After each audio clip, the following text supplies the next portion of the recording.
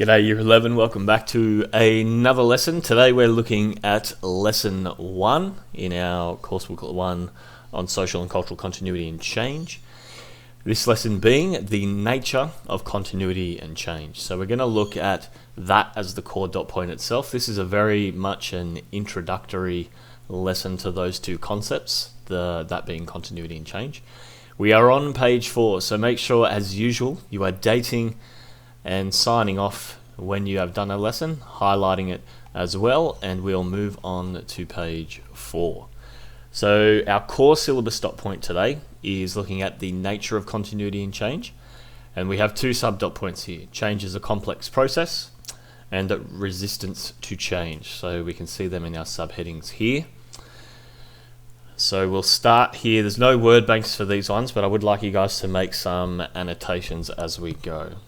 All right, here we do. So when we're referring to social change, we're looking at the alteration of structures within society. So if you were to get asked a HSC question asking or a multiple choice to define social change, that's the definition, the alteration of structures within society. So these structures can look at a micro, meso, or macro level. So a typical structure of society at a micro level might be the nuclear family, mum, dad, and 2 kids. A structure at a meso level, for example, might be schools, and then a structure at the macro level could be the government, to break that down for us. When we're looking at social change, however, anything related to social change, we need to understand it's not, and we should really highlight and underline that, it's not a passing trend or a fad. So social change has to be something that is built up over time due to long-term differences in human behavior, cultural values, or beliefs. So when we're looking at something that is social change, it's not, say, like a quick TikTok trend and everyone's doing it one week and then the next week they forget about it. Social change is not everyone having a fidget spinner. That's very minute change, and it's not changing a structure within society. Okay, so it has to be something that is big enough to change a structure. So for example, if we look at when European invaders came to Australia, that would be a significant social structural change at a macro level. Okay, it's something that had permanent and lasting change, and it's something that, whilst built up over time due to long-term differences and is something that is continued, change can also be what we call transformative, and it can happen quickly, but more on that in lessons to come. So that's a really main important bit there, that social change isn't a passing trend, or a fad. Okay, it has to be significant. As I said, it can occur at different levels, so the micro, meso, and macro level of society, but most often you generally see it in the institutions or social institutions of family, education, religion, and politics. These are the main regions where we see a lot of social change happening over time, whether that's slowly or whether that's so slowly we call that evolutionary change, or whether it's fast change, which is transformative change, which we'll get to in lesson 2. Social change affects social processes, patterns, and interactions. Okay, so it's not just about changing the institute itself. So for example, the social change of allowing same-sex couple to get married was change the structure within society surrounding what a lot of families looked like, I guess, in a legal sense, but also what a lot of relationships and patterns and interactions with people looked like changed. You know, they became more accepting and welcoming in a legal sense because of that social change. So that's an example there. So it's not just about the institution itself changing, it's also about the relationships, processes, and patterns that affect that social institution also get changed. Another really important point here, and you would highlight this, is that change is exponential. So when something is exponential, it doubles each time. So sort of like, I guess, how COVID-19 spreads. One person gives it to 2 people, 2 people can give it to 4 people, 4 people give it to 8, 8 to 16, and you can see that exponential growth happening, right? It's almost doubling each time. And so when we look at social change, it is exponential as well. So as we share knowledge from our family, peers, and wider society, this sort of change is coming about much, much quicker, especially because of technology in society. So when we're looking at really big macro level social change today, advances in healthcare, education, innovation, countries. Most of these are really driven by technology now. If you look at the amount of change since the internet, for example, which has only been around for maybe less than 20 years or just on 20 years, and you compare the 20 years from 2000 to 1980, there was a lot less social change, but you can just see how quickly and how rapidly something has changed. So technology, for example, this idea that we have cryptocurrency is really affecting the global stock market like crazy. So we can see a lot of this change is becoming exponential, and that's largely due to technology, which is making it even quicker and quicker and quicker and quicker. So we're becoming more advanced quickly, and the idea is that it's, I guess, getting harder to keep up. Like even when phones started coming out, and the changes and freedoms that having a phone or a smartphone used to give you, there's like almost 2 a year coming out now, whereas there used to be kind of one big development every 2 years. So we can see the changes are happening really fast. Some examples that you could look at in terms of really big macro level change over time, or social change over time, is the abolition of slavery, feminist movements, gay marriage becoming legalized, and climate change affecting the environment are examples of macro level social change. So that's just an idea of the nature of continuity and change and social change in society. The main points being that it has to alter the structures of society at a micro, meso, or macro level, that it's not a passing trend or fad, okay, and that the change itself is exponential. It's almost doubling in on itself each and every time. So that's our first stop point there. This next little one, honestly, don't need to spend too much time on. Change is a complex process. That heading pretty much sums it up really well, but I've put a few things here for us anyway. So due to the multicultural nature and sheer number of humans, makes change an extremely complex process. You think about trying to change any social structure at a micro level within your family even, you would know that everyone has different views about things, has different cultural beliefs that are driving things. You then exponentially grow that at a meso level. So you can imagine a changes in education and school requires a lot of stakeholders and key decision makers. And then again at a macro level, something like the government, they have to compete with almost thousands of different conflicting beliefs and try and make the best decisions. So any type of social change is a very complex process just because of the sheer number of factors which are in play, mainly cultural factors. And now you've also got things like technological factors and things like that as well. So it's very complex because of that. Second point, social change is non-linear, and there is a plethora of variables which affect it. So if something is non-linear, it's not straightforward. So that's what we could write above that. So if something is linear, it goes from point A to B. If something's non-linear, the path it takes isn't exactly obvious. It's not straightforward because of these plethora of variables which affect it. Plethora meaning countless, okay, or an extremely high number.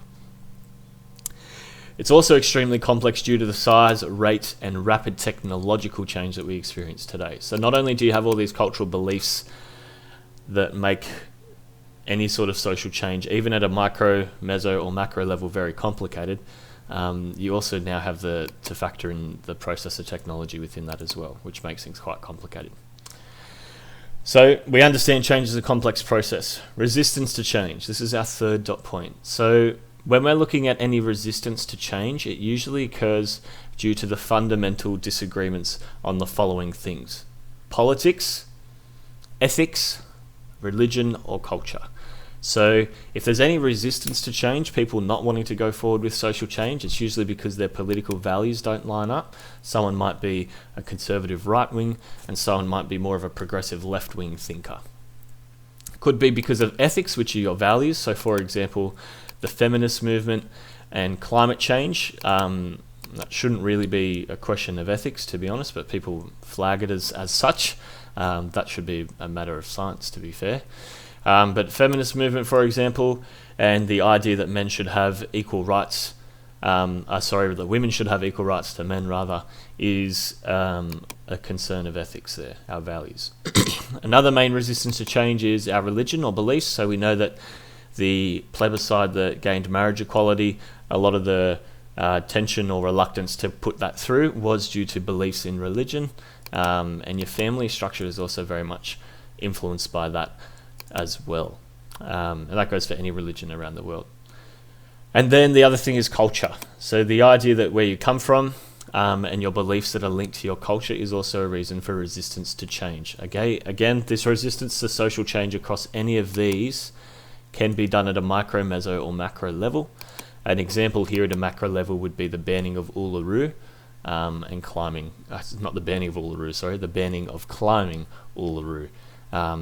There was resistance to change there because people saw it as a tourist attraction, but the cultural belief of it being a very significant spiritual and cultural site for Aboriginal people won over that. So the reason why resistance to change can happen is due to long-standing culture's deep connections to tradition, and that usually causes the most resistance to change. Tradition causes most resistance to change. I would highlight that because that's a continuity in society that people are very familiar with, and it's something that can be so deep-rooted. You know, if it's something like a cultural belief in your family, you know, that tradition can stem back for generations, so it can be very hard to break for some people, and not all change is good, but necessarily not all change is bad either. So this is really evident when routines established. So social institutions will seek to avoid conflict within society, religious groups due to their beliefs and philosophies, and individuals who are embedded and comfortable with traditional ways of life. So anytime there is continuity or a tradition or some kind of routine that's established, you know, there's a certain way we do things here in Australia, or that kind of jargon you hear, or within our family, if it's a micro world, or if it's even school culture and school rules and expectations is somewhat a meso-level institution that has developed over time, can be hard to change. But the main reason that people resist change is due to fear and uncertainty. But I would definitely be highlighting and underscoring that as much as I can. So most people resist change due to fear, the idea that you do not have control over what can happen, and that usually leads to social conflict. That's a very important point because that's something we're going to look at a little bit later on when we look at Saudi Arabia. So examples of changing causing fear.